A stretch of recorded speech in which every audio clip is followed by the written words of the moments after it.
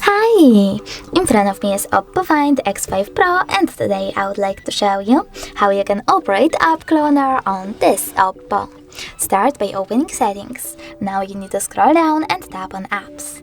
Then click on App Cloner and choose one of your apps. I will go with Facebook.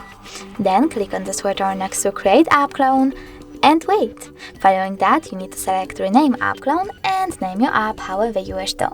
I will go with F2. To save your changes, choose Save, and now when I go back and try to access Facebook app, as you can see, mine was successfully cloned. Thanks so much for watching. If you enjoyed this video, leave a like, comment, and don't forget to subscribe. Bye!